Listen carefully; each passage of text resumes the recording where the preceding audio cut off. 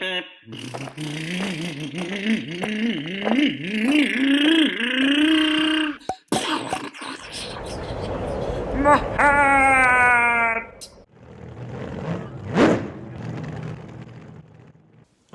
now I'm going to begin with the rear part of the vehicle. So in the previous videos we've worked with the front. One of the things to do is to just go ahead and disconnect these. Now, make a note of which wire is which. So for example, this wire here, if you just follow it, this is connected to the center. So the outside is actually the center wire. It's not a big deal if you connect these incorrectly. The very far side is this one. Because this is a sensorless system, it will still run even if you mix two wires. You just play with the wires, you reverse any two and it'll reverse the rotation of the motor. Alright, now I'm going to begin with the shocks. One of the things when removing any shock is the following. I'm going to remove it from the bottom because I have enough space. There's enough droop here for me to fit the driver. If this were up here, I wouldn't do this, mainly because if you've noticed from many of my videos, I do not use the ball tip drivers because there's less surface area to grab the screws. These drivers are actually quite old. I've built countless numbers of kits and repaired vehicles with them, and they're still as good as can be. And screws don't really strip many screws, and so this is the reason why. You use them in the correct angle. Alright, that one wants to stay there. And then we will go ahead and remove this one on the other side. Now, usually I wouldn't work on a vehicle this way, but keep in mind, it's just so it appears on the camera, if I'm aiming correctly.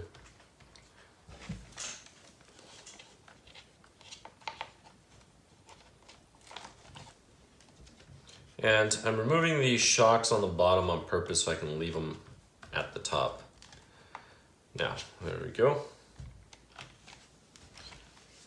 Did leave the screws on there. No, I'm leaving them on the shock tower. The rear shocks are just like the front in terms of installing. So the installation, you just need a 5.5 millimeter driver and nut driver, I should say. This will go here. Just grab your other driver. This one will go here, and then you just go and you loosen this up. So I'll remove one.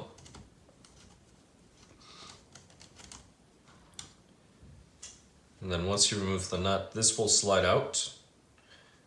And there is this little conical plastic piece similar to the front.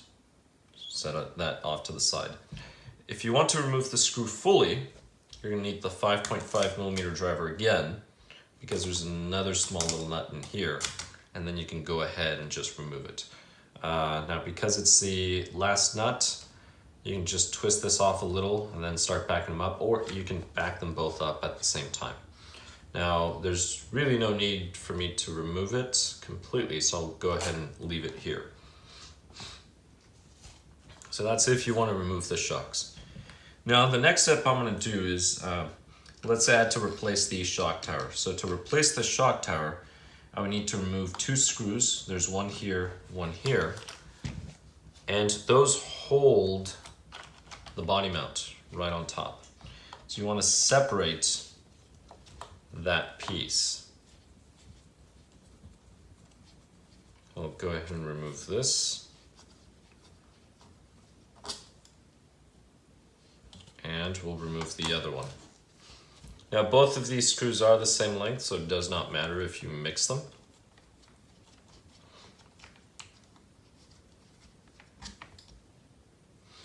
And this is now separate. Now, Team Associated shock towers are actually very good, so notice there isn't that much flexibility. But these are separate now. All right, next thing you would need is 4 screws, 1, 2, 3, and 4. And when you remove those screws, the shock tower will come out. It is possible to break the shock tower. I don't think it's very likely, but it is possible on a hard impact. Usually that would happen. I think it would be more common if you're running without the body, which is something very important. These RCs, if you're going to bash, run the body, especially on short course trucks. You would be amazed about how much the body actually absorbs in terms of impact. Now, quick note, the front one is the short screw. The rear one is the long screw. They look like this. But for bashing short course, as opposed to buggy, is a better choice, in my opinion. And the reason why is, if you have an 8-scale buggy and a short course, they're very similar in dimensions. I mean, you could take a short course and turn it into an 8-scale buggy and vice versa, just getting the correct wheel offset, the right body mounting system. But the short course, just because of that massive body, that body absorbs a lot of energy on impacts. So it actually saves your vehicle quite a bit. So if you're bashing hard, short course is something you should consider over a buggy. All right. So this is it. The shock tower is off. I'm going to leave that screw there. But now you would be able to replace the shock tower in case you broke it. I'll go ahead and place that here. Now, I do want to separate the entire rear end of the vehicle. So one of the things I'm going to do is I'm going to flip this over, and I will remove this plate just to show you everything in here.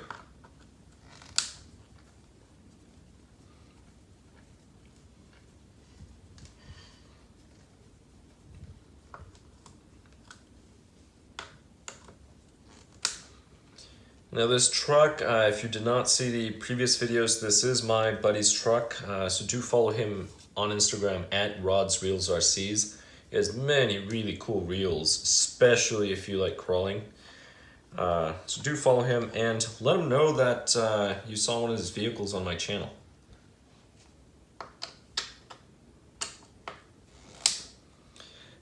Now this particular truck, this Pro 2, this is a very nice truck. And if you like two-wheel drive, this is a truck to go with. Four-wheel drives are fun in their own right, so if you're debating between going four-wheel drive and two-wheel drive, they have different characteristics. It just depends on what you're going to be doing with them. If you're running loose dirt, something that's really nice about these two-wheel drives with the rear motor is the way you can power slide the rear of the truck and then just control that drift the entire way. There's also less drivetrain components, so repairs, I think repairs are easier. They're certainly less expensive. All right, so that plate, oh, sorry, here we go. So really it just depends on what it is that you're going to do. Obviously, if you were crawling, you would be doing four-wheel drive. Unless you have 3 axles and you had 6 wheels, that's a different story. But assuming it's a 4-wheel vehicle. But racing, I think two-wheel drive is great. You definitely learn a lot of skills when it comes to when to slow down to get ready for a turn. All right, so let me just do the following. I'm going to release the links. So by removing these here, this will come off, but I need to remove the links. Do I want to snap them off? I'll snap them off here. Let me just lift this. All right, so.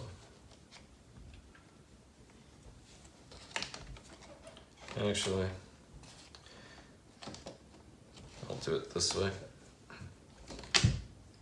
So these two snap off. It's just a weird angle because of the camera. So I'm going to go ahead and remove the one, and then I'll snap the other one off so I can show you both. So with these ball studs, the end links on the turnbuckles have a hole. You can just put your driver through the hole, and once you do that, you can simply tighten or loosen the ball stud. And that is it. So you can just leave the ball stud on the link. So this is off. Now you can also just snap this off. There. And that is it. So if you're replacing your arms, this is all you would have to do. So I'm going to put, I'm actually going to just remove the entire rear end, and then I'm going to go into this part and take this apart. All right, so for the rear end, we have 2 screws here on the top, a little difficult to see. It's these 2 screws on the transmission.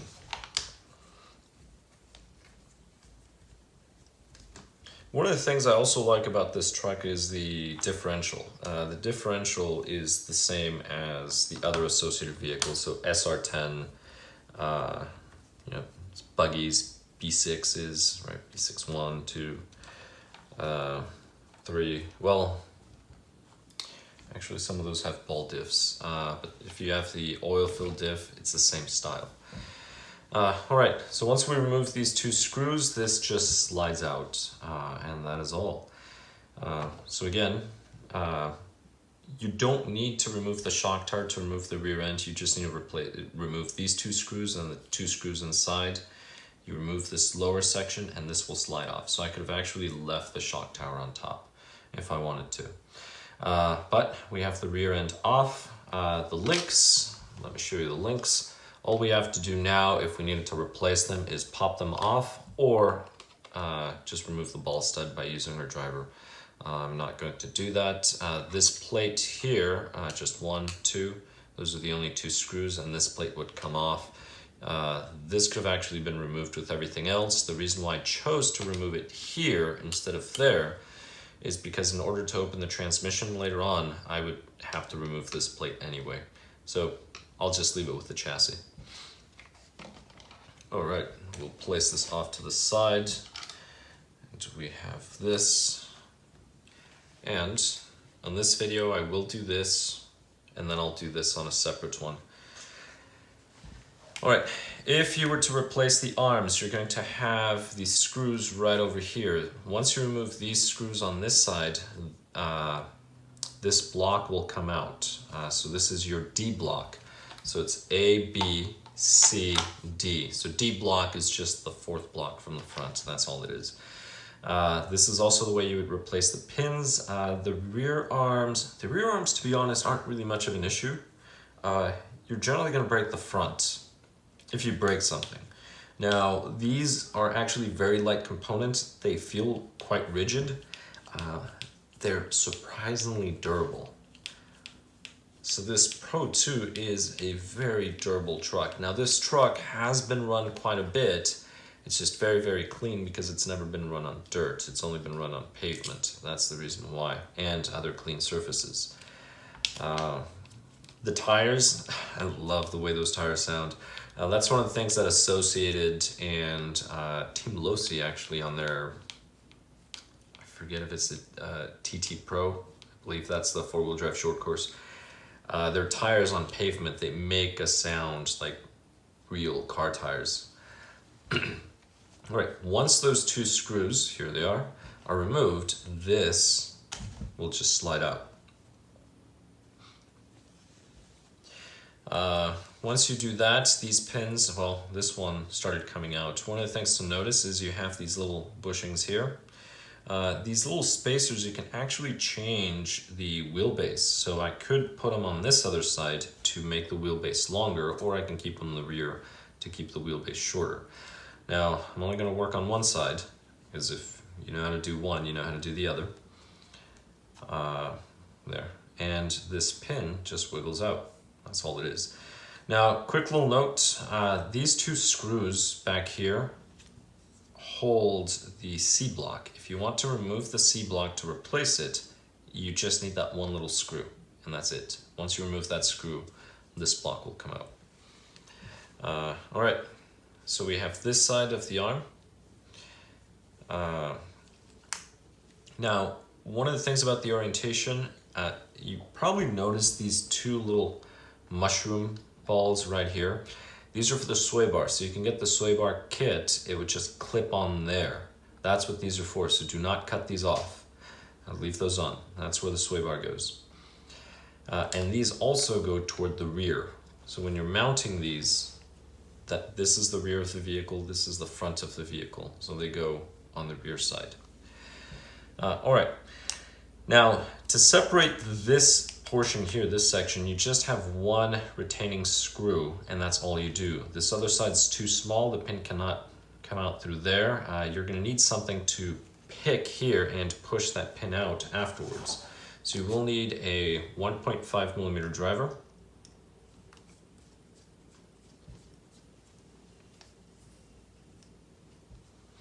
And once you have that, if you have a pick is a better way to go, because a 1.5, you will not be able to push this very far in. You could use a piece of wire or something else. And now, I had a pick. All right, let's use pliers. So I'm gonna use pliers. I may have to grab a pick. Oh, this is smooth. That was very, very smooth. I mean, it should be very smooth. But here is the arm, so now we could replace the arm. Now, if you had to replace the rear hub carrier, this is also how you would remove it. Now, with the rear hub carrier, one of the things that you can do is you can stick some pliers here and then just pry out. So I'm gonna go ahead and grab these, and you just do that. That's one of the things I like about these hexes. And I just dropped the pin. Make sure not to drop this pin and lose it. This is actually a smaller diameter than many other vehicles. So if you've had, for example, a Traxxas vehicle, Traxxas vehicles have a larger diameter pin. All right, now this will come out. I'll place this here. You have two bearings inside that you have to pop out. They're quite simple. Just stick your driver. You will see the bearing there. Sometimes they're loose enough they'll come out. I mean, they shouldn't be, but sometimes they are. But they should come out relatively easy. And I'm just going around, picking at the bearing, popping it out, and that's it. Now I can go and I can remove the larger outer bearing. All right, this one I'm gonna have to go in through here. A flat head would be a better choice. I'm actually just running this around, and this thing's almost out. There. So don't just pry on one side. You're probably going to damage the plastic. You have to just go around and pry little by little. Now when you pry, you're actually prying somewhat up in the air. And what I mean by that is the driver, I'm gonna exaggerate this, the driver's going to be like this, and the pressure is actually on your thumb or your finger, whatever's down there. Because if you pry this way, well, you're lifting the bearing on one side and you're sticking it back in on the other. You're just going to damage the plastic and you're not going to get the bearing out. All right, so here it is. This is the rear carrier. All you would do now is use your 2mm driver and back this out, and that would be it. So at this point, I'm going to begin the reassembly of this, and then I'll show you how the shaft works. But bearing, you just pop it in. You place the other bearing. Make sure that the bearing, do not place the bearing at an angle. Make sure that it's flat. And the reason why is if it's flat, it'll go in smoothly. If it's at an angle and you force it, you'll again damage the plastic. You will more than likely damage the plastic as the bearing is metal. But there is a possibility you could damage the bearing in some kits. You stick the pin back inside, and once it's in there, you grab the retaining screw and you place it in here. Do not over tighten the screw. As soon as it gets to the end, it's not even snug, it just gets to the end, so that's it. Because if you try to snug it up, you will damage the plastic, damage the threads, and then this could potentially fall out. And then once that falls out, there's nothing stopping that pin from backing out, and then you lose this.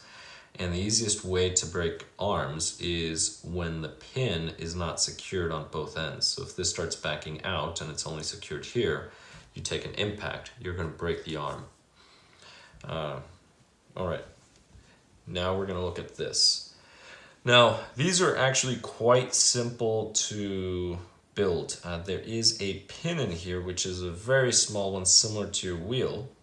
So you can just grab that wheel pin and just pop the other one out. And then once you do that, now these are greased. I don't want to lose the grease. But that is it. Now you would want to lubricate the inside there, lubricate this. This is already lubricated. This little portion is actually just a little drum. We'll place that here for now. Don't want to lose the grease. And there's a little hole, that's where the pin goes through. So if you look at this, this just goes in here. Don't do that.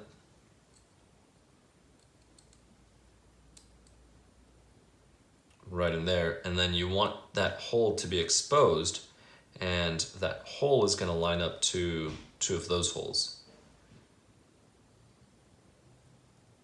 And then you just drive the pin through, and that is it. What holds this pin in is the bearing, so it's the actual bearing that holds it in. This just goes in here. So as long as that stays in there, that pin has nowhere to go. Now hold to the back. Insert this pin, and I recommend that you do this flat so that the pin doesn't fall out, or horizontal to the floor.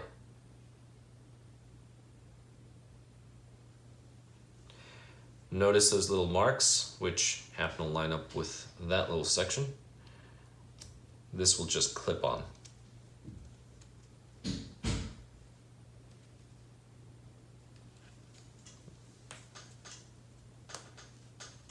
There we go. And that's it. So this is now assembled up to that point. And I'm going to grab this. It's easier to place the pin and then slide the arm. That's the easiest way. Now don't forget your bushings. Just these little spacers. And now you have your D-block. If you forget the orientation, this little cavity goes upward, so the flatter surface goes toward the bottom. Also notice those big holes. They key in to the lower bulkhead.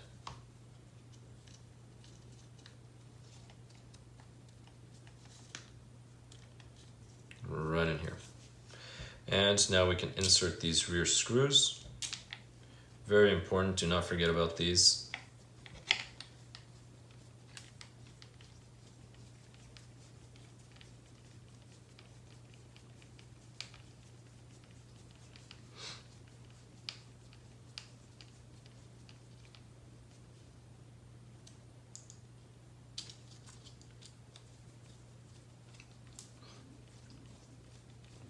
And since I mentioned the sway bar earlier, you will notice that there's a section on the shock tower to mount it. So if you do buy the hardware, there's a little section right here on the shock tower. Let me show you right in here.